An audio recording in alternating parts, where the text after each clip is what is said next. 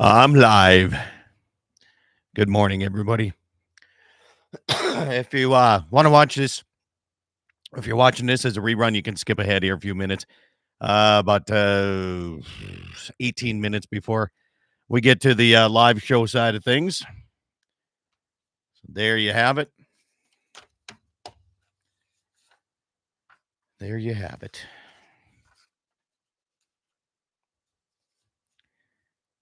A lot of coyote tournaments going on today. Like a ton of them. Trying to organize them to see how this goes here.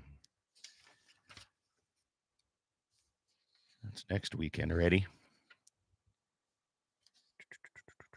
That's in January. That one's today. January. That one's today. January.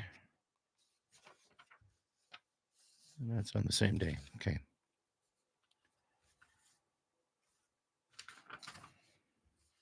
Lots of stuff going on today. Oh, what else is going on? Not much.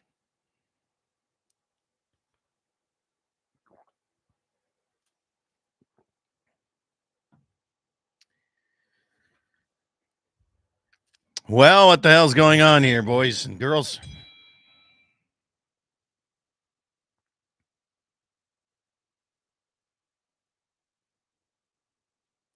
Morning, Karen. Good to have you.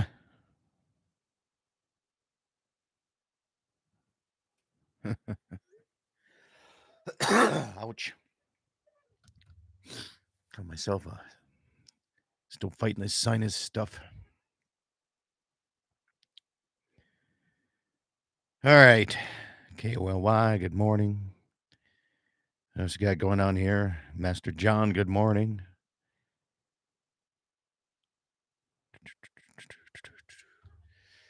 Jam into ACDC's Flick of the Switch. Flick of the Switch. I haven't heard that forever. Holy cow. It's funny because, you think ACDC. Those guys have been around for 40 years? Maybe longer. 50 years? Can't remember. Been around for a long time, I know that.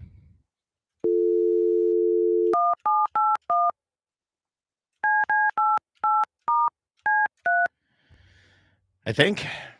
Morning, Waylon. Levi, good morning.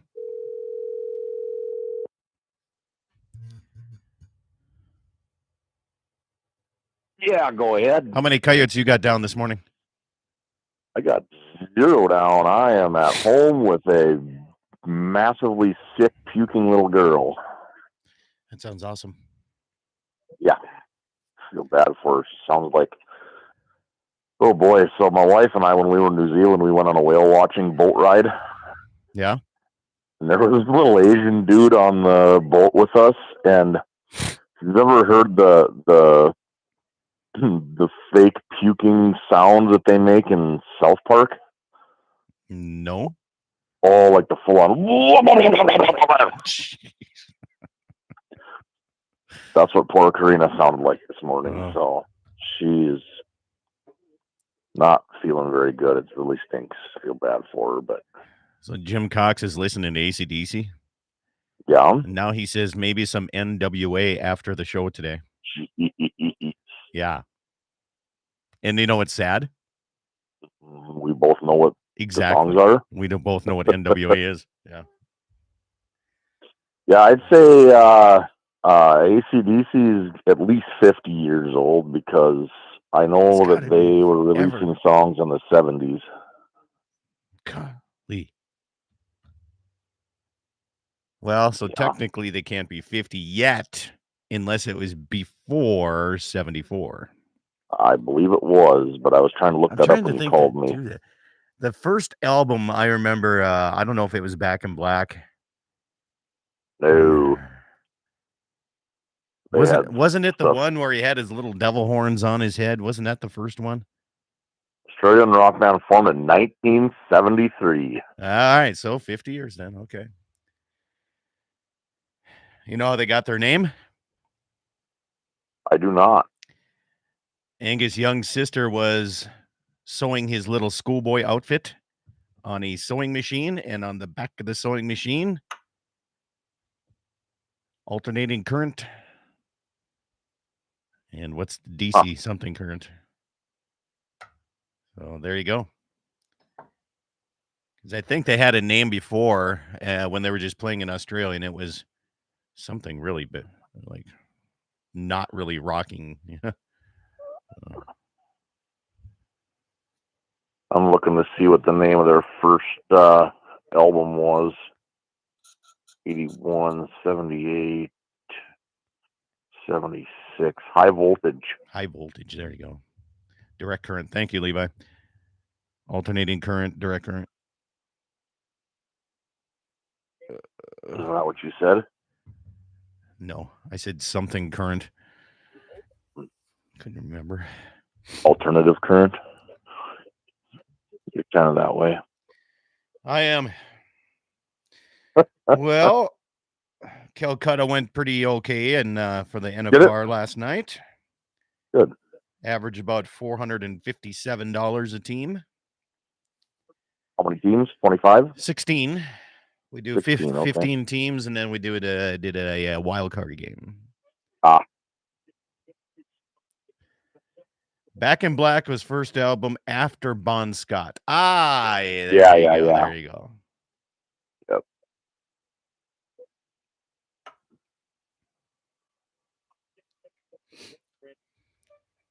Yikes.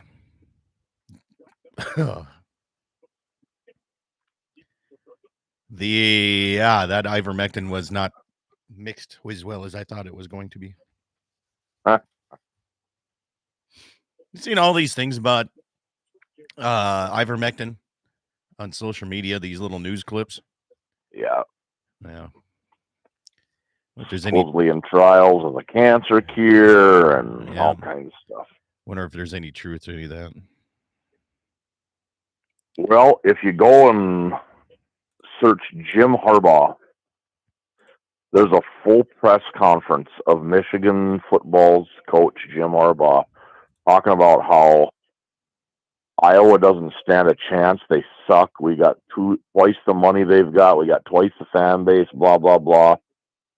And just watching it at face value, you'd think, well, that is a cocky son of a gun. 100% AI generated. There you go. I don't trust a damn thing I see anymore. Yeah, there goes Karina again. Yeah. Oh, man.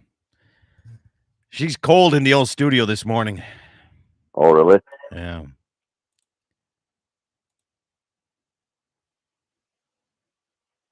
Well, I can't find the two people that had cow tags, so now I can't submit my request form to the Game and Fish because I'm two people short from allowing people to hunt. So there you go.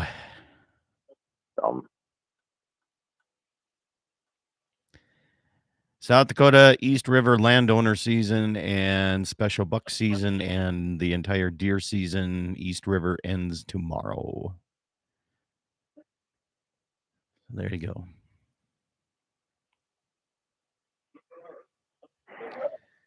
Morning, Wayne Muth. Jesus Christ.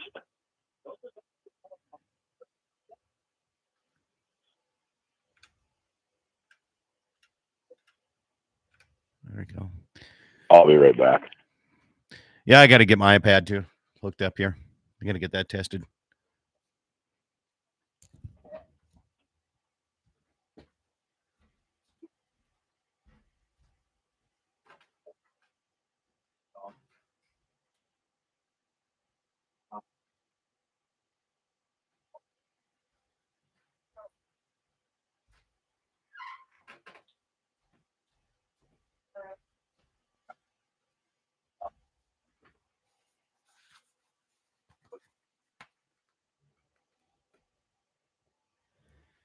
All right. Started yesterday. Here it goes. 1 month. Was the loaders on? Okay. Here's my. All right. Where the hell's my cord go? Where is it here?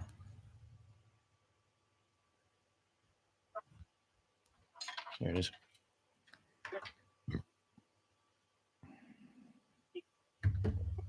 Morning, Mr. Bulgy. What did I make a purchase yesterday, Mr. Bulgy? Ho, ho, ho, ho, boy. I'm into the fancy cows now. Direct current. Yeah, I'm mixing ivermectin with tin cup. What it's being mixed with this morning.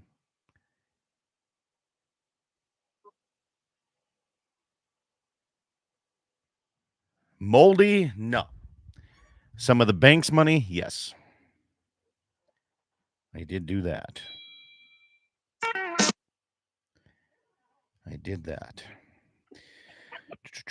Here is the flyer for the Slope Area Rifle. What is this? Slope Area Rifle and Pistol Club 2024 gun raffle. Drawing to be held February 2nd at the end of meeting. Tickets $10. If you can plug it in, there, I can do that. Springfield Armory M1A 308. 25th anniversary Henry Lever action. Rock Island Armory VR82 20 gauge. Cool. Glock 19X. Very cool. Very cool. I can do that. I can. Let's see. Yeah. Yeah, I got some 21 Angus cows. Did you? I did. About 36 of them yesterday. I'm in. Nice. As Dixie says, we're into fancy cows now. Correct. And should go with you. Yeah. She made the decision. Good. Because you know me, I'm like, I don't know what's going on. You know, after what I told you yesterday, all the stuff. And she went, they're pretty. Load them up. No, she says it's time to stop buying seconds. Let's get some of the people's firsts. So, yeah. Whalen Turnus, are they Holstein? Yeah, they're Holstein. Swiss. Yeah, all black Angus. Everybody says, oh, there's Holstein in them. There's Holstein in those things. All right, stations, 7 o'clock, 00700 coming up here on. Wait for it. Market. Okay. Stuff. So no K-Fire today because they're doing Open Your Heart campaign. So KCG, everybody except for K-Fire. So there you go. And stuff. And evidently, John Armin said he's going to call in because he's goose hunting this morning. And right. I don't know if he can call in if he's going to be the whispering guy like he did when he was deer hunting and try to shoot something, but it would be pretty fun. So, I can't imagine that you've got to be super quiet when you're hunting geese. You know, I did when I took Gene on the goose hunt in Devil's Lake. Yeah. I was sitting there with my digital recorder back then before phones. Right. And I was doing shows. And the guy was pissed off at me. The guide was mad because I was sitting there doing intros of shows and doing like that stuff so I could edit it together. And he was like, hey, just quiet down over there. Just quiet down. I'm like, oh, maybe they can hear better than I don't know. I don't know. I'm not a waterfall guy. So, I mean, I was going by. That's why I hired a guide to do that, you know? Yeah, I don't know. They're birds that are way the hell up in the air. They're making all kinds of ruckus and noise. I don't know. Who knows? It's like people that think that you can't wear Carhartt clothing to go hunting. You got to have camouflage. You want to get in on this as we can start the show here? We can do this. Want to do some? How long since we've really discussed calibers and? You can discuss anything you want. My dad started with an Angus herd in 1950 with 2 heifers. They were 4-H projects. Cool. Yeah, these babies, I will guarantee these cows, Jesse, will lose 100 pounds in the first week they're here. Well, that's my only worry is just if they're going to stand up to your ground. Me too. That's why I only bought 36 of them. Best cattle in the world, you put them at your place. We'll see what happens. If you were to put these cows on your place, they would weigh 2,500 pounds. So I forgot to tell you that. So Neil called me yesterday on his way to Velva. Bowman's got the first wrestling tournament of the year, and his son is getting his first shot at some varsity wrestling. I don't remember if he's a 7th grader or an 8th grader, but wrestling that 107 class. Yep. And so he was headed up there, just leaving by New Salem, leaving the interstate, headed north. So we visited for about 25 minutes, and we talked about that. How you take his cows and move them even from his place over to your place, and they change. And then you take that same cow and you move it from your place up to my place, and it doubles in size. Yeah. Well, his cows do well in my country. They really do. I would have bought every one of his bull-bred heifers. Yeah. But he told me he wasn't going to sell in private treaty. He asked me if I was interested. I said, yes. Give me a price. He said, we're going to base the price off of what my AI'd ones sell for in Dickinson. And then he took him. Then he he called me later, and he's like, I'm going to take him to Bowman because we want to advertise that we're into the heifer market. Right. I'm like, but I've been buying yours so this is the second year you did that to me. Yeah. Levi says he started getting way more animals since putting on Sitka. I like Sitka gear. I really do. Don't get me wrong. I like it because of just the warmth and how quiet it is. Such a nice gear. It is really nice. It's bendy, but it's expensive. Nice. And I ruined mine because I laid down in a whole bunch of cactus, and I can't get the damn cactus out of the legging. Yeah, you need to throw them away and just get a new pair. Yeah, I know. I'd like to try some of that other stuff. Kuai. Yeah, however you say their name. Kuai. I don't know how to pronounce it either. Buddy up here, Casey, that you've met a couple times, the elk king that gets everybody else elk but hasn't shot one himself yet. Yeah.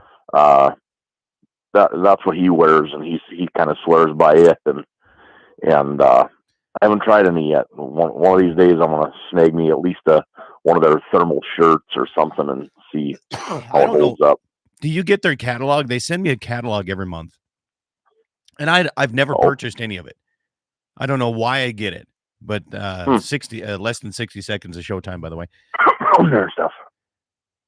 Kuai is made for smaller people because it doesn't fit me well, Levi says. So you probably don't need that, Jesse.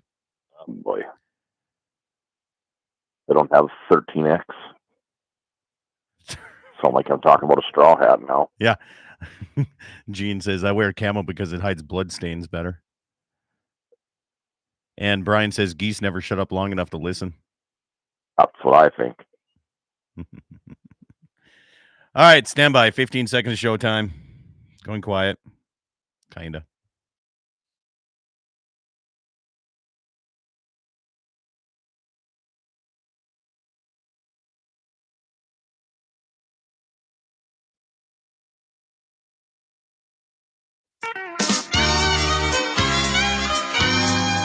Good morning and welcome to the Saturday edition of Dakota Prairie Outdoors. Nearly 2 decades strong and growing as we continue through the Dakota Territory and around the world here on our YouTube channel. Listening on great radio stations today like KGFX out of Pierce, South Dakota, KOLY in Mobridge, KCJB in Minot, and KLTC in Dickinson. Notice I didn't say K-Fire because they are doing a very, very good thing this morning. And it's called Open Your Heart. The first weekend of December, they do a big benefit and drive here for the for the people that need it around the Bismarck Mandan area. So that's what they're doing for this hour. So we're missing on the K Fire side, but that's okay. That's okay. You're finding me on the YouTube channel, Dakota Prairie Outdoors Radio. And I appreciate everybody tuning in to the early part of the show. Jesse Flath, the man, the myth, the legend, is with me here today because so John Armin is supposed to join in sometime. He said he's going to call in. According to his text, he says, I'll call in because I'm goose hunting. And the late goose season is going on. Muzzleloader opens up in South Dakota. And the end of East River deer season, regular season, ends tomorrow. A lot of stuff going on, Jesse. I mean, what's nice about the fall time in the Dakota Territory is there's something to hunt from like all the way through September 1st all the way through. I mean, year round basically. But I was talking to somebody, it was a guy from California. He says he moved out here during COVID because you know why. I mean, that's how it is.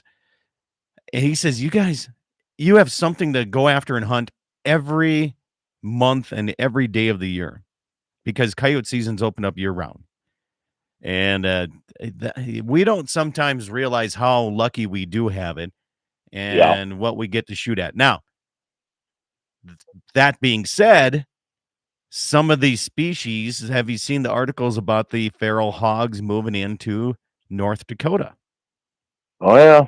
Okay. Feral hogs, wolves, bears. Grizzly bears. Yeah, we got all this stuff that's probably moving around. And so the grizzly bear thing, I was talking to somebody out in the Montana side. I think they were from Kalispell or somebody. I don't know. One of the guides out there. Anyway, I told him the story about the grizzly bears moving to the, I guess it would be east, right? And he says, you know why they're doing that? He says it's because of mostly because all the herds have been decimated because of the larger predators. They're following that. Now, that kind of scares me because we've seen an increase in the elk herds around my area. What takes care of bigger game animals? Well, bigger predator animals, right? Yep. Yeah. So I'm kind of worried about that a little bit. So what do you do? Yeah, speaking of bigger predators, isn't late season open for mountain lions now, too, in North Dakota? It is. They shot one up here in Galva here a couple weeks ago. So, okay.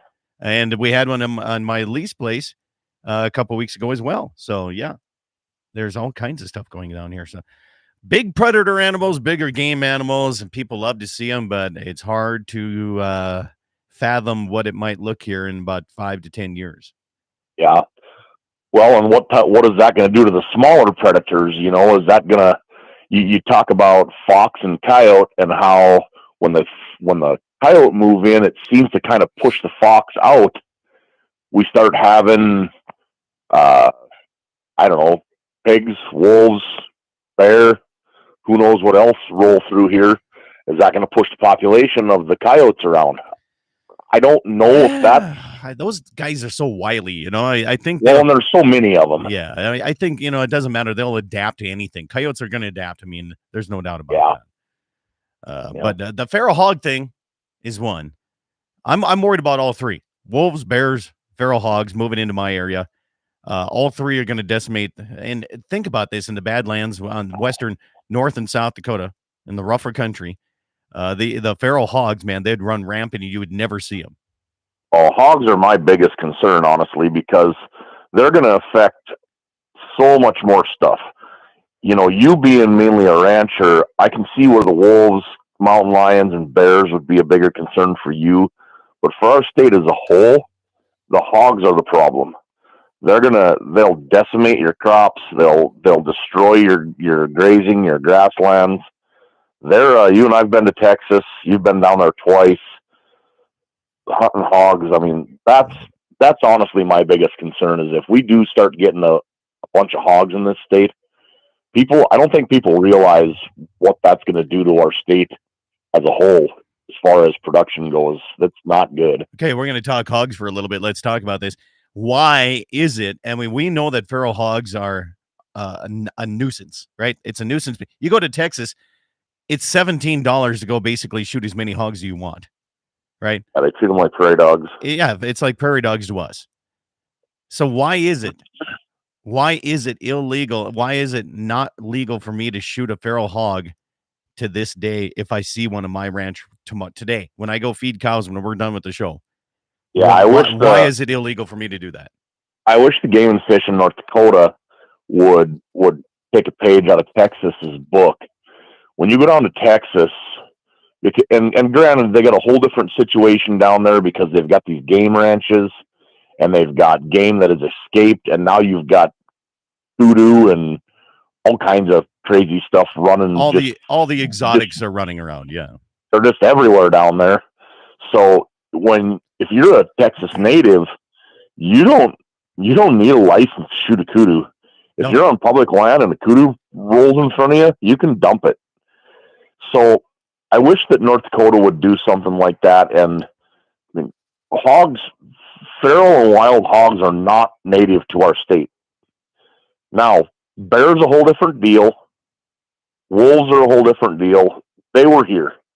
They left, and now they're coming back. I get that. But when it comes to this hog deal, I'm sorry. I see a Russian-looking boar coming across. I don't care if I'm on my land or not. Man, you're racist. Wherever I'm hunting. So racist this morning. I am racist towards wild hogs.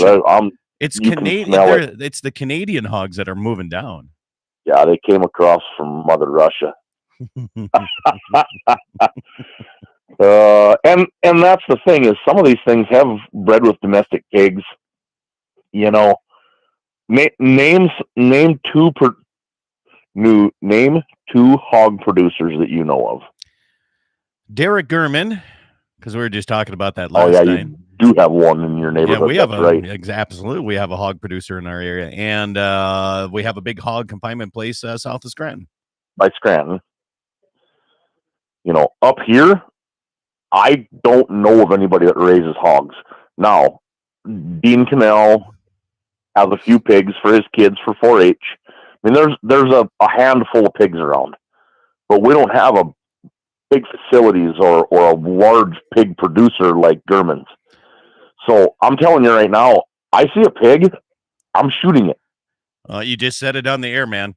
I'm shooting it. No, they're watching you. I'm shooting it. I do not want anything to do with feral hogs in our state. It's ridiculous. Get them out of here. Yeah. Eradicate them before they're a problem. Well, there's a reason why I want to take a helicopter flying lessons, and that might be one of them right there. So anyway, we're up against our first break. We're going to talk a little bit about some coyote tournaments that are going on this weekend. A lot of them are going on this weekend, and Jesse already has some updates. The sun hasn't even peaked the horizon yet, and he said that somebody already has 8 coyotes down. We'll get more to that coming up your way. It's an open forum this morning. You want to call in and join in, feel free. 888-932-5682. We'll be back after these messages.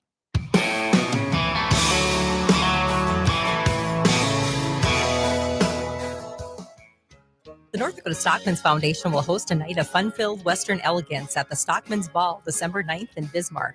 Come enjoy prime rib, auctions, entertainment, and dancing to live music. Help the foundation provide hope and opportunity for the cattle industry for this generation and the next through scholarships, disaster relief, research, and more. It's a good time and for a good cause. Call 223-2522 for tickets. That's the Stockman's Ball, December 9th in Bismarck.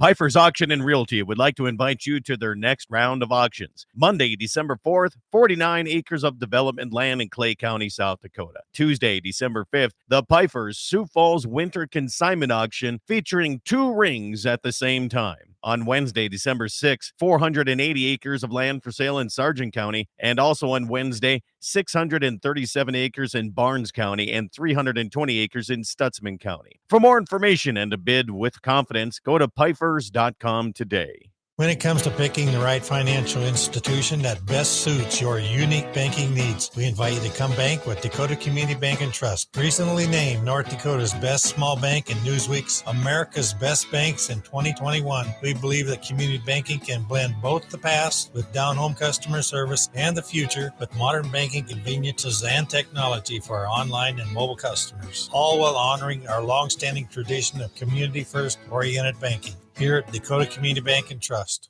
Rockin' 7W has all the panels you need. Freestanding panels, windbreak panels, feeder panels, and the original protester panel. If you don't know what that is, it's a sort panel that makes sorting calves from a cow a breeze. Rockin' 7W also does trailer repair on any size trailers, mobile welding, and custom cattle hauling. Call Justin at Rockin' 7W at 701-206-1030. That's 701-206-1030. Rockin' 7W, the farmer and rancher's go-to guy.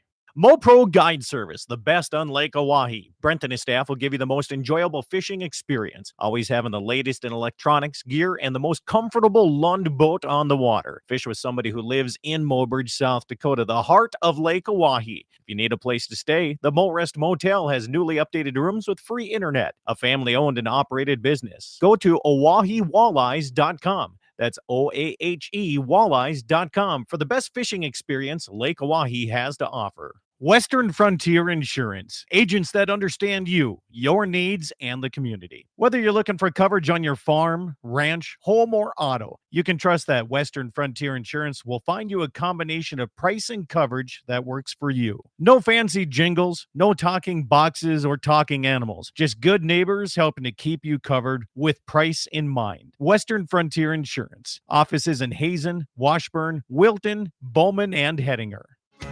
The North Dakota Stockmen's Foundation will host a night of fun-filled Western elegance at the Stockmen's Ball, December 9th in Bismarck. Come enjoy prime rib, auctions, entertainment, and dancing to live music. Help the foundation provide hope and opportunity for the cattle industry for this generation and the next through scholarships, disaster relief, research, and more. It's a good time and for a good cause. Call 223-2522 for tickets. That's the Stockmen's Ball, December 9th in Bismarck.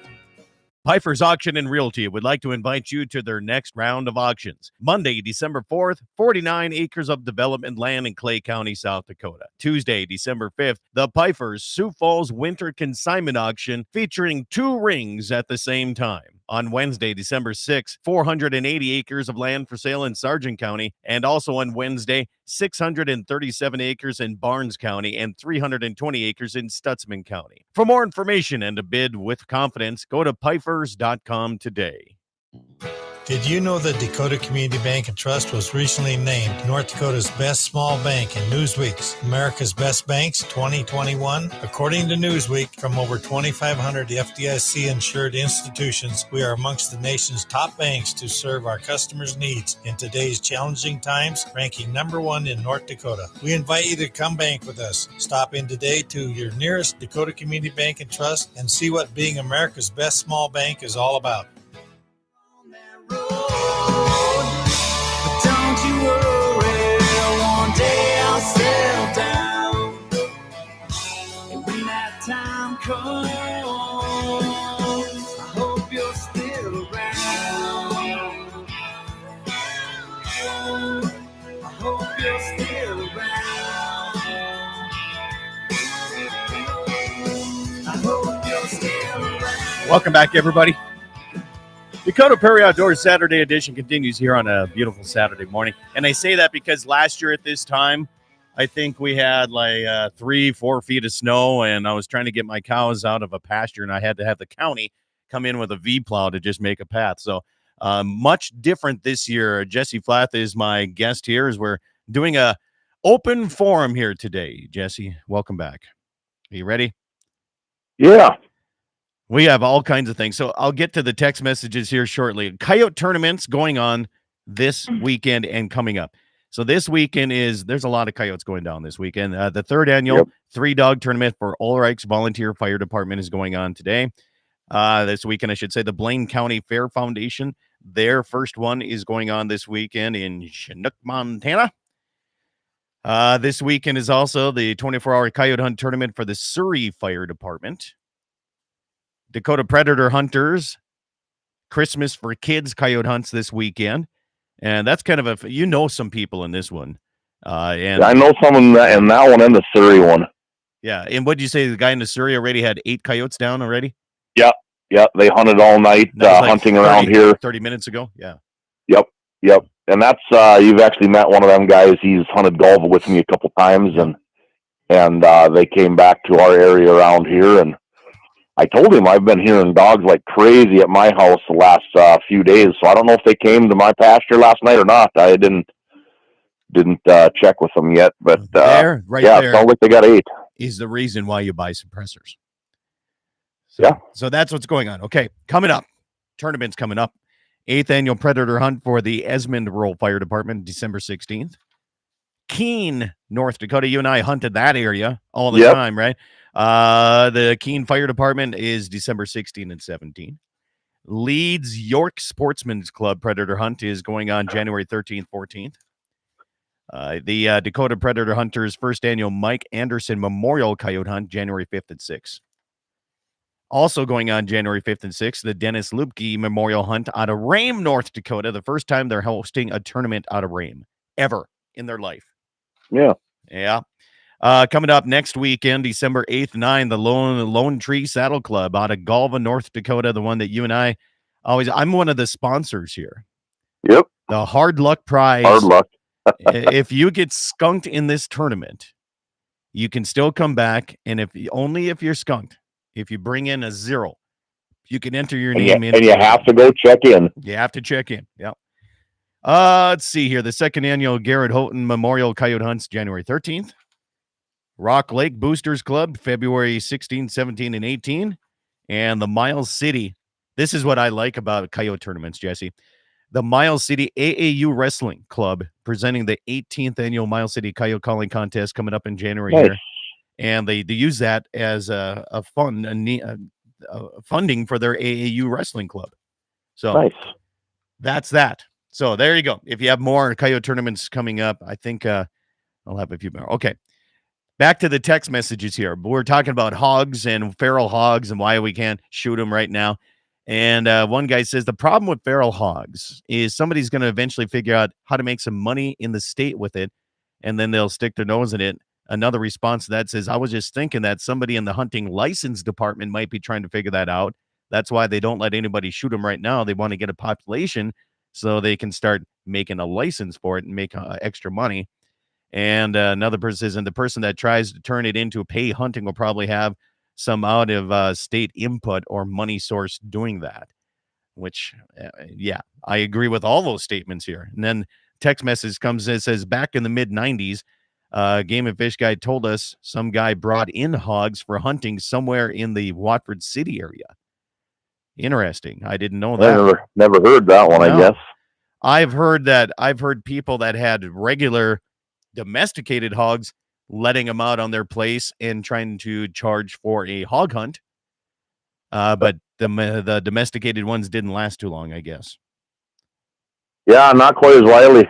No, not adapted to the situation. But the Russian boar is what we're usually used to seeing, as you so eloquently said. Those are the ones that usually are the ones that are causing the issues. So it'll be interesting to see what happens in the next few years. Now that they said they're moving from Canada down in pretty heavily into the Pembina Gorge area and that area. So I've heard that they've had them up there for quite a few years. Yeah. I guess I don't. There's so much conjecture and rumor, and I don't know if I've ever seen video or photographic evidence of them, but with the way the rules are right now, even if somebody did shoot one up there, they probably aren't going to take pictures of it and pass it around because... Oh, they might. Some people might. You never know. Yeah, they might, but I just don't know.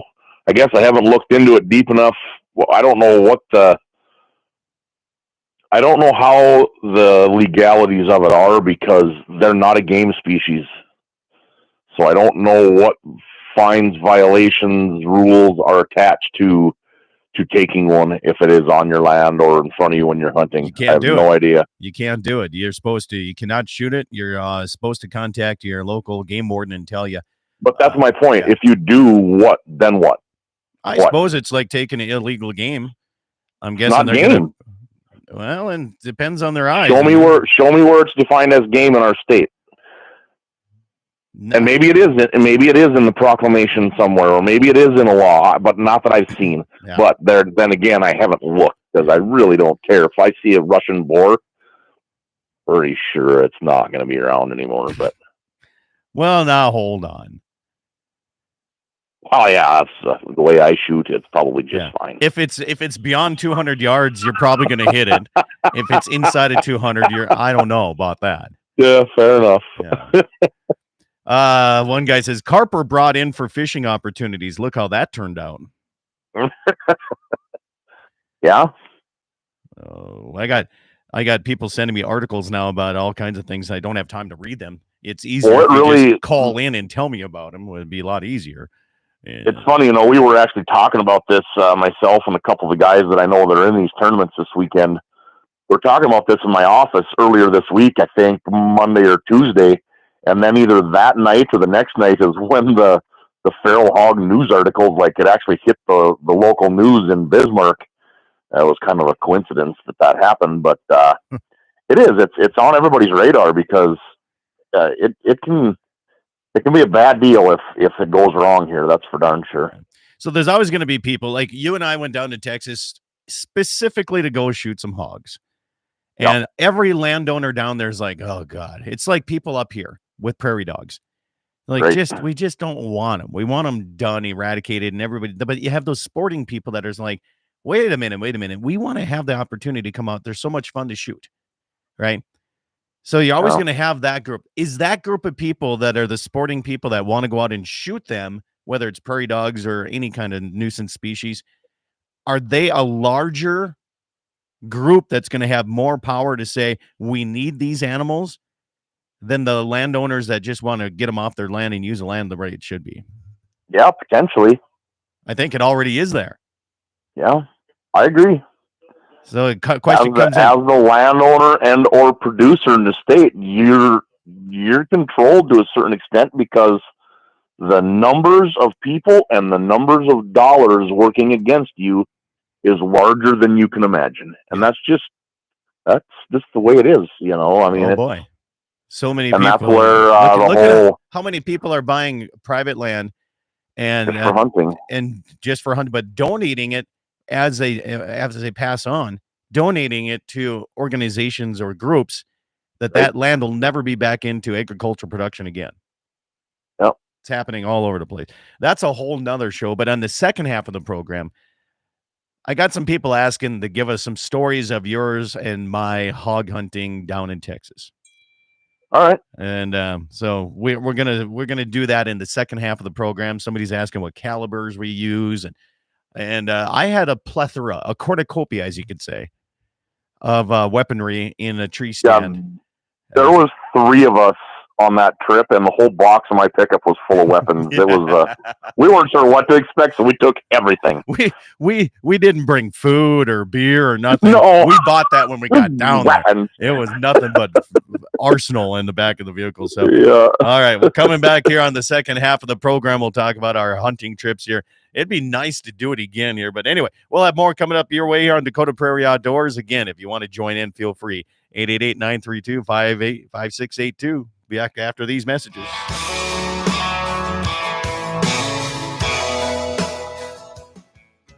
The North Dakota Stockman's Foundation will host a night of fun-filled Western elegance at the Stockman's Ball, December 9th in Bismarck.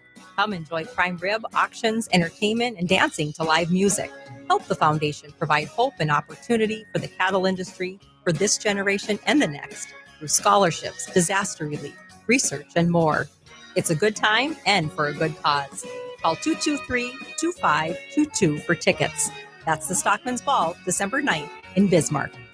Pfeiffer's Auction and Realty would like to invite you to their next round of auctions. Monday, December 4th, 49 acres of development land in Clay County, South Dakota. Tuesday, December 5th, the Pfeiffer's Sioux Falls Winter Consignment Auction featuring 2 rings at the same time. On Wednesday, December 6th, 480 acres of land for sale in Sargent County, and also on Wednesday, 637 acres in Barnes County and 320 acres in Stutzman County. For more information and to bid with confidence, go to Pfeifers.com today. When it comes to picking the right financial institution that best suits your unique banking needs, we invite you to come bank with Dakota Community Bank and Trust. Recently named North Dakota's best small bank and Newsweek's America's Best Banks in 2021, we believe that community banking can blend both the past with down-home customer service and the future with modern banking conveniences and technology for our online and mobile customers, all while honoring our long-standing tradition of community-first oriented banking. Here at Dakota Community Bank and Trust. Rockin' 7W has all the panels you need. Freestanding panels, windbreak panels, feeder panels, and the original protester panel. If you don't know what that is, it's a sort panel that makes sorting calves from a cow a breeze. Rockin' 7W also does trailer repair on any size trailers, mobile welding, and custom cattle hauling. Call Justin at Rockin' 7W at 701-206-1030. That's 701-206-1030. Rockin' 7W, the farmer and rancher's go-to guy.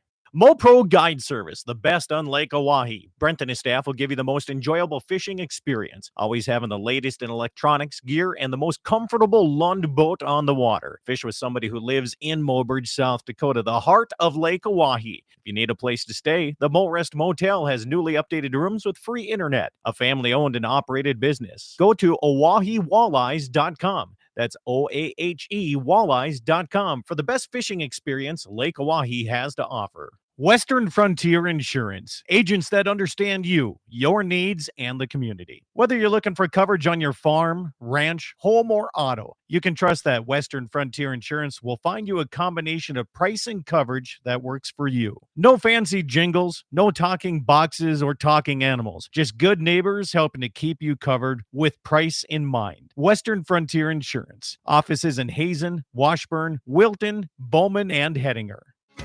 The North Dakota Stockmen's Foundation will host a night of fun-filled Western elegance at the Stockmen's Ball, December 9th in Bismarck. Come enjoy prime rib, auctions, entertainment, and dancing to live music. Help the foundation provide hope and opportunity for the cattle industry for this generation and the next through scholarships, disaster relief, research, and more. It's a good time and for a good cause. Call 223-2522 for tickets. That's the Stockmen's Ball, December 9th in Bismarck. Pfeiffer's Auction and Realty would like to invite you to their next round of auctions. Monday, December 4th, 49 acres of development land in Clay County, South Dakota. Tuesday, December 5th, the Pfeiffer's Sioux Falls Winter Consignment Auction featuring 2 rings at the same time. On Wednesday, December 6th, 480 acres of land for sale in Sargent County, and also on Wednesday, 637 acres in Barnes County and 320 acres in Stutzman County. For more information and to bid with confidence, go to Pfeifers.com today. Did you know that Dakota Community Bank and Trust was recently named North Dakota's best small bank in Newsweek's America's Best Banks 2021? According to Newsweek, from over 2,500 FDIC-insured institutions, we are amongst the nation's top banks to serve our customers' needs in today's challenging times, ranking number 1 in North Dakota. We invite you to come bank with us. Stop in today to your nearest Dakota Community Bank and Trust and see what being America's best small bank is all about. Don't you worry, one day I'll settle down. And when that time comes, I hope you're still around. I hope you're still around. I hope you're still around. Welcome back, everybody. It's a Saturday edition, Dakota Prairie Outdoors Radio. Good to have you along here this morning. Oh, yeah, Jesse Flath is my guest here. Now, Jesse, I got a text message. Here about a raffle going on here. The Slope Area Rifle and Pistol Club 2024 gun raffle drawing is going to be held February 2nd at their annual meeting. Tickets are only $10. If you want tickets here, and some of the guns here, let me pull this flyer up here. Springfield Armory M1A 308. There's a 25th anniversary Henry Lever Action 22. Looks like a silver boy to me. Rock Island Armory VR 82 20 gauge. That's what I would call a snowmobile gun. Little shorty. Get out of the pickup really fast type of gun. And then a Glock 19X. So if you want tickets for this, contact Brian Warner or Dan Brown and you can get yourself tickets for that. So yeah, a lot of those. I don't know. Should we? So somebody asked what caliber is Jesse going to use on hogs? So All of them. what would be your go-to caliber? Okay, so when we went down to Texas the first time, the guy told me, he said, if you're gonna hunt a hog, he says they're very thick-skulled. They're thicker than snot. So he said, bring a 270. He made it sound like we were gonna be hunting elephants. So Yes, he did. Yeah. we took deer rifles. You took a 270. Gene had his 300 Win Mag. I had my 25-06. It's like, we really should have used our heads. Oh, Yes, they have thicker. So they've got this like long hair, 3-4+ inch long, coarse hair. Like that's the only way I can describe it, and it is tough. Like when you clean one of these things, your knife gets dull very quickly. it's worse than like skinning an elk. Yes, Yeah. But with that said, it's big. Yeah. If I was going to go again, I would take. Honestly, I think I'd take my 22 250. See, I was thinking. The second time I went, I took my 223. Well, here's the obvious thing. You watch these videos on YouTube of these guys hunting these hogs out of helicopters. Well, what are they using? They're using ARs. Yeah. They're using 223. Well, they might be. It might be an AR-10. You don't It's know. not. I mean, It's not. Clay says he used his 220 Swift when we went hog hunting in Florida. He also took his 6mm and his 270. So I'll tell you this though. Okay. Same as us. So when we went down, okay, we drove through. I forget what year that was, but when they had that huge storm, and it started in south of Rapid City, and we didn't drive out of it until we hit Texas, and it was a blizzard. What was a winter storm Atlas, or I can't remember what it was. Winter storm Q. Yeah, something. I don't know. Anyway, so it's Jesse and myself, and I took my father-in-law with, and we drove straight through. It was supposed to be a 22-hour drive to this guy's ranch, and it ended up being 32 hours because of the storm, because most of it from like Rapid City to south of Oklahoma, when we got into the border, basically was blizzard. I mean, we were past. But the fun part about this is, okay, so we get there, we're wiped. And he's like, so what do you guys want to do? We're like, let's go hunting. So we drop off Jesse, and you took your archery stuff with you. Yeah, I took my bow that first day. So he put you in a place where you could use archery, and I wanted archery, so he drops me off at a tree stand, and we didn't scent down, and we didn't shower or nothing. We smelled like we were being in a pickup for 32 hours. And then he drops my father-in-law off, which he had his 300 Win Mag over in the place, right? Put him on a high ridge. And we had these two-way radios because we were going to keep in touch with each other. And I barely get my harness on and everything because there's safety regulations. They were in tree stands down there you had to do and all this. And it wasn't like 15 minutes later, pretty soon I hear kaboom. And the radio goes, my father-in-law got hogged down. So yeah, he shot the biggest pig of the week. Oh, but here's the funny part: is he had a whole crew of pigs. Well, God, I don't know what I call them, but anyway, there was a lot of them coming in. He shot the first one right between the eyes, and dropped it. But my father-in-law's whole theory of this is, I'm not going to worry about the rest of them. I want to get this one gutted and cleaned up and in the cooler right now.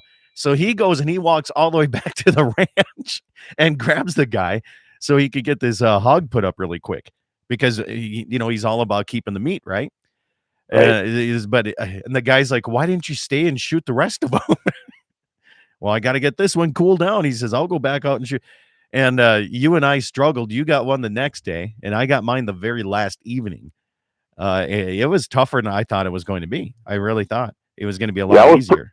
It was pretty interesting. That first night I was there, so I climbed up in a tree. There wasn't even really a stand there. There was a hut up on top of the hill at about 130 yards, which I actually ended up shooting 3 pigs out of that with my rifle a couple days later. But I climbed up in this tree. There was a corn feeder below me, probably 40 yards in front of me was the basin of a dry creek that comes through that floods during the spring season. And I had a group of probably 15 to 18 pigs come across that rock bottom, and I was at full draw. I've actually got that on video if I can find it. I was at full draw. These pigs were coming across these rocks, and I had them at about 28 yards, but they were on the other side of this group of bushes. I just needed something to walk 5 feet left or right from where they were, and I had a shot, and they stopped like someone yelled at them. Two of them put their big old snouts in the air, and they turned and took off, and let me tell you, they can run. They scented me, and they were out of there. That's when we first learned what the whole hunting pigs and having to actually use all of that scent hide stuff that you see on TV. Yeah. So we went down to the coolest sporting goods store I think either of us have ever been in that evening. Absolutely. And bought a whole bunch of no scent spray and night all gear. sorts of. Oh yeah. Well, that's the other thing about Texas. Almost everything is legal. That's right.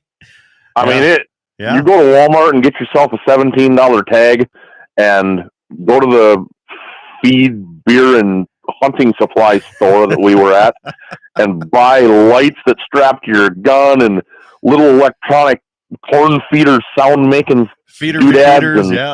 And just get after it. It's a whole other world down there. It was pretty interesting. Yeah.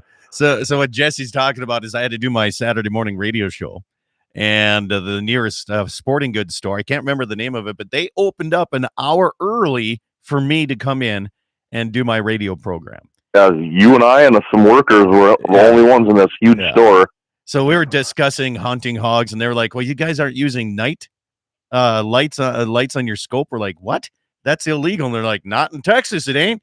So they set us up with all this gear and the whole works, and we outside right next to it is a big building, open doors on it, and like a big pole barn type looking thing. Yep. And it said feed, seed, and beer.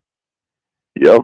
So I went back and we got the father-in-law. We came back and we're like, you guys got to go see this store. Let's have lunch. Or I think we had lunch or whatever there. And we went through this thing, and we drive into this feed, seed, and beer store because we needed ice in our cooler and beer. Oh, that's right. Right. That's right. We needed to stock up a little bit. And we get in there, and you don't even get out of your pickup. These ladies jump out, and not ugly girls too. And they jump on the back of the pickup. They're icing it up. They're like, what kind of beer do you want? This and this. And then they looked at us and said, you need a beer for the road? And evidently in Texas, I don't know if this is true or not, but I was driving, and you and Gene had a beer on the way back. Well, it used to be that way. I think we looked this up a while back. South Dakota, that used to be legal, but I don't think it is anymore. Well, it must be in Texas still because you guys had a fun time on the way home. Oh, yeah? So, yeah. Okay. So we got some messages coming in here. Let's see here. Let's see. Wayne says, I have a photo of a Russian boar-like hog from near the Missouri River by the South Dakota border. It actually ran at my friend's husband while we were fixing fence. They're around, and you don't want them. They're aggressive. Yeah. Mr. Mayor says, makes you wonder how the mountain men made it with muzzleloaders and round balls back in the day. Well, I'll tell you this, Gene, some of them didn't make it. That's a fair point. He says it's the same in Florida. Everything goes for killing hogs and wild pork and catfish. It's really the stuff dreams are made of. I tell you what, I brought those pigs. So we brought all the meat back. Yeah. Yep. I shot 3 60-pound pigs, and I shot about a 90-pounder. And I didn't even bone mine out. I just put the quarters in a cooler. And when I got back here, I put them in brine, and I put them in my smoker and smoked that meat. And it's definitely different than just regular home-raised pork, that's for sure. But it wasn't bad. I didn't mind it. We ate it all. So we used all of ours, and we mixed it in with as the pork for our sausage, and with our deer, and it was absolutely phenomenal. It was really good, but pretty lean though. Every one of us shot sows though. None of us shot an actual boar. Right. I think that would be different. I agree. Yeah. Yeah, they're pretty elusive. They're everywhere, but yet they're a little bit hard to hunt if you're just doing it on the ground. Yeah. Well, and basically night hunting is the way to go. You see these guys that have cages for them now. They capture like 15, 20 at a time, and Yeah, rotary cages. Yeah. Yep. Another guy says here, wild hog is good. I'm a wild game eater. I have no problem doing that. I like wild game. So, all right, we got through the hog situation. We told a few stories and lies. When are we going to do another trip down to Texas, man? I mean, you've I don't gotten know. busier. I've gotten busier, but we need to do this. It's just crazy. You know, the timing of getting places. My neighbor and I do quite a bit of stuff together around the yard here, and with a couple of cows we have, and we've been wanting to go down to tour the Hornaday factory for about 5 years, and between COVID and schedules, we haven't got that done either. But yeah, I'd like to get back down there. Sarah said she's even interested in maybe doing that, so I'd have to get a little group situation going on and head south one of these years. I'd love to do the whole helicopter thing, shoot them out of a helicopter, but I looked at what that cost. I don't think that's in the budget. No, it's spendy. Gene Cox asked, what's a good road beer for hog hunting? Well, I know you had Lone Star. Well, down there, it's a whole different plethora of choices. Yeah, it was their version of the quality of hams. I think Lone Star. There's a lot of Dos Equis and a lot of the Mexican Modelo and Stella Artois. They had Budweiser and Busch Light, and they had the standards. Yeah, they didn't have hams though. No, they did not. All right, another thing coming in across the country. Jamie Olson alluded to it last week. Wolves and bears. Yep. Now, in South Dakota, if you see a wolf, you can shoot it. No big deal. Shoot to kill. And Really? Oh, yes. And in North Dakota, I believe the east side of the river, you're allowed to, if you see one, you can shoot it. In the west side of the state, you cannot. And why do you suppose that is the case? Oh, I don't know. I suppose it has something to do with natural habitat or natural range or something like that. But, you know, we talked about that a little bit last weekend, too. Your natural range for wolves in the state is over on the Minnesota border where there's wolves everywhere. Yeah. So, I don't know. I'm not sure what their reasoning is there. I'm sure they've got one. I'm sure they do. Night hunting. For coyotes and you fought for a long time on the North Dakota side to try to expand the night hunting for thermal and everything past the March 15th date. Is anything ever going to happen with that? Doubt it. Yeah. I doubt it. You got to rely on the Century Code rules that are there for agricultural producers. That is pretty much...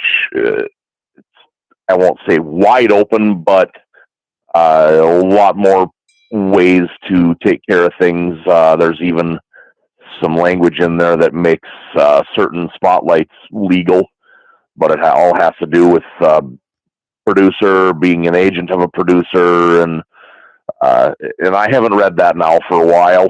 I know what I go out and do is legal during their actual season, which started this last Monday after deer season was closed and goes through March 15th. I know that if I'm at your house and we're in pastures where you have cattle, I know what we typically do is legal. I know there's a lot of things that is also legal that we don't take advantage of just because we don't want to or don't have to.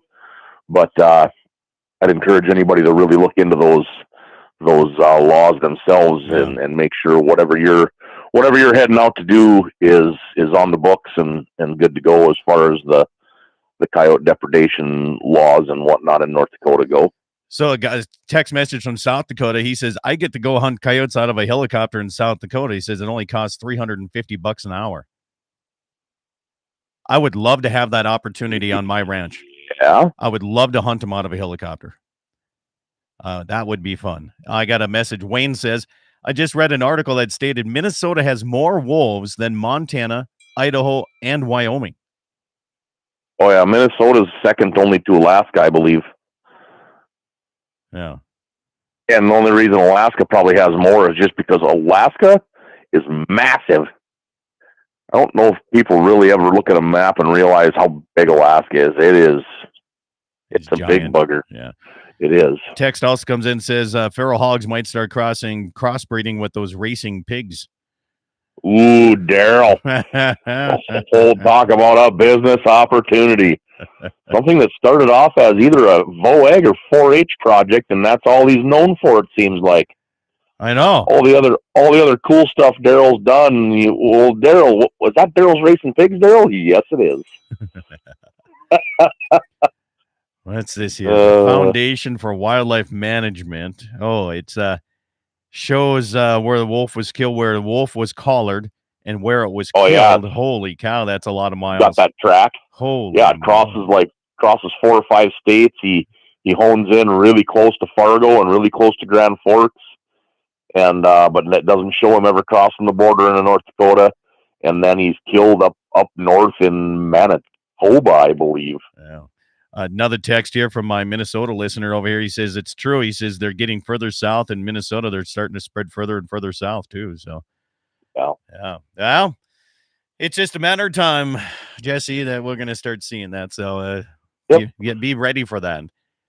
Like, I don't have enough issues with coyotes on my calves. Now I got to deal with these bigger predators. Well, they're easier to see. Yeah, that's what everybody thinks. That have you ever talked to somebody that actually went wolf hunting in Montana? They say it's one of the hardest animals to ever hunt. Yeah, that's what they claim. I've never had the opportunity to do it, and I wish I kind of want to, but not here on my place. Right. Oh, that's a good name for Daryl's Racing Pigs. Daryl's Ferals. Oh. How about that? Could you imagine? I like it. Could you imagine having like 6 Russian boars and Daryl's inside of Daryl's little race pen? Those things would bust through that thing and start biting people and going after. That'd be awesome. Darren says Nicole's uncle has a wolf at his house. Cool. Live or dead? Yeah. Oh, well, next week, either for Daily Show or maybe even next weekend on the show, I did talk to John Linseth. I was over in Killdeer this week. He's one of the 3 that runs that tournament over there, where all the money goes to the Gun County Kids Christmas for Kids benefit deal. Yeah. There you go, Christmas for Kids. Thank you. It's been quite a few years they've been running that now, and hope they have a good turnout over there. A couple local Hazen guys are hunting in it. We'll see if my reloads do any good for him. I reload for one of them guys and made him up a batch this week. So hopefully we get some good reports on that too. Yeah, try to get John on next week, see how the coyote hunting is going. And we know the value isn't there, but it's still important to get them shot. Jesse, thanks for tuning in. We'll go for some after hours on my YouTube channel here if you want to stay around for that. Have yourself a great time. Enjoy, and we'll catch you next weekend, same time, same place. Eat some meat, drink some milk, wear wool and fur. Have yourself a good weekend.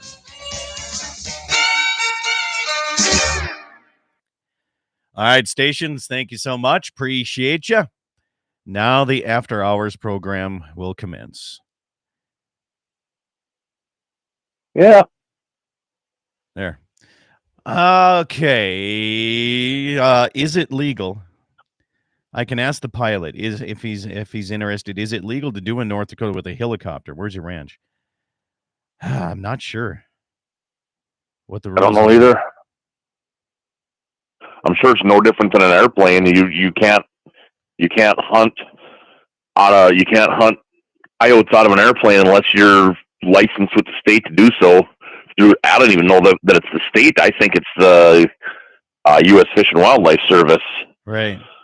But there's the thing I was talking about earlier. Is there any restriction in the Century Code if you've got coyote depredation to do it yourself from the air? I don't know.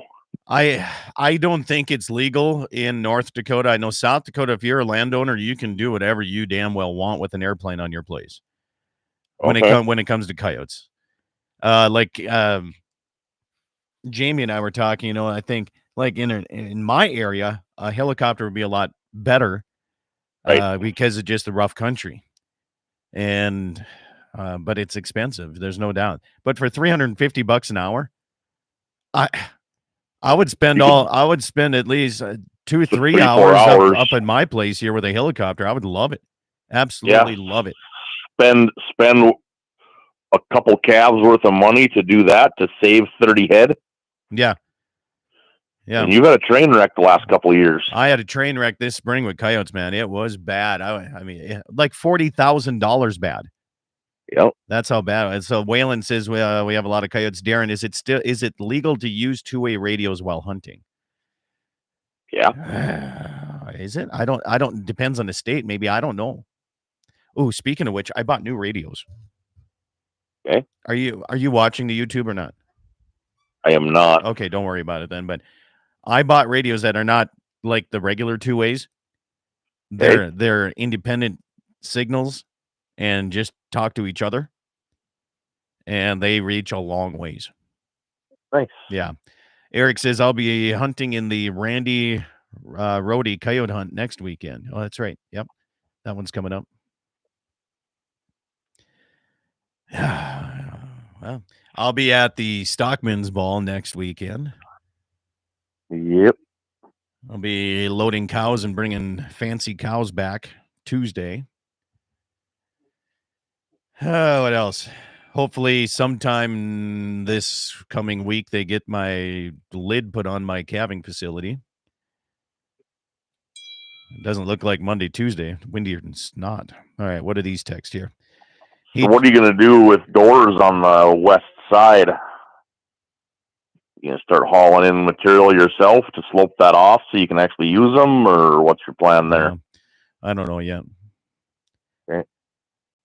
He charges airtime from liftoff. Ask your warden about it. He is from Oneida and Hoven. Okay. All right. That would be a long ways. I don't know how fast a chopper can fly, but that would be Oneida. Isn't that way down south? Yeah, it's over there. You're talking 2 hours of flight time just to get him to your place. Yeah, I know. All right, another one here. We can't use the two-way radios for hunting, but it's okay to use the cell phones. Minnesota. Oh. Interesting. Yeah, all kinds of goofy rules. Yeah. It was illegal in North Dakota to use them, but with cell phones now, it should be legal. So, yeah, I don't know. I don't know why using a two-way radio would be. I just don't get it sometimes. To be able to know where your hunting partner is, it's a safety issue. If something happens, you can contact them. They can contact you. Yeah. I don't know why it's illegal to have a rangefinder on your bow and arrow so you can make an ethical kill. No doubt. I don't know why it took 10 years to be able to use lighted knocks on your arrow so you can find your $25 arrow and recover it. I know. It's some people thinks differently. I guess they're always like, well, then you're going to try to hunt later in the evening when it's not legal hunting light. It doesn't shine a light on the deer. It makes it so you can find your arrow after you shoot. God, people are dumb. I know. People are so stupid. All right, my friend, I'm going to go grab some bacon.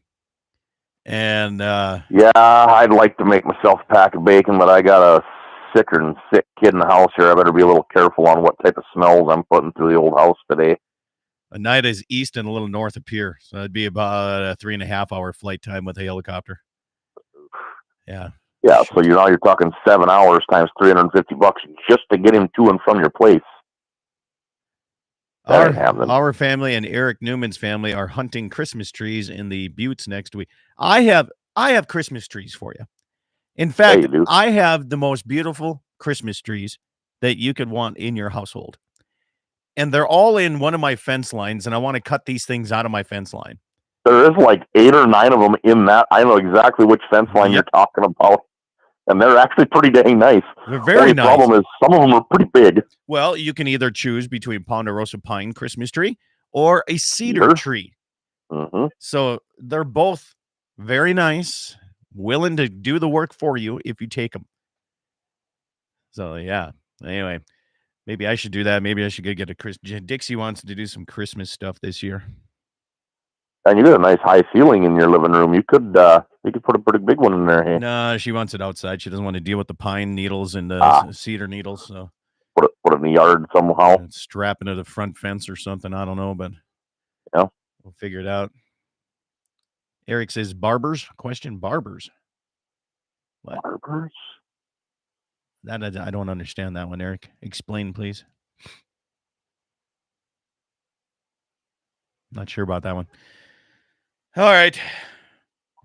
Onward to another Saturday, man. Next week I'll be heading up to Bismarck right away. You'll be there too, aren't you? Yeah, and I'm not 100% sure how we're going to manage this deal. Girls, I did get a room down there. Caitlin's got gymnastics on Sunday, so I got us a room at the Ramkota where the event is at. So I'm not sure what time we're heading down there, but we'll see how it goes. I think doors open at 5. I don't even know. Yeah, I got to be there a little early to go through audio and shit. But you're MCing? Yeah. Okay. I am your host. I figured so, but I wasn't 100% sure. So yeah, I've been helping him do it since the first one. So all right, been pretty good. Barbie Farm out of Oneida. Okay, there you go. So he's talking to somebody else on the chat. That's gotcha. Okay. All right, man. You have yourself a good day. Catch you later. Sounds good. All right. See ya. Bye. All right, YouTubers. Thank you for your time here today. If you're still out there hunting or doing anything, hopefully you have a safe and successful day. Other than that, have yourself a good one. Catch you next week.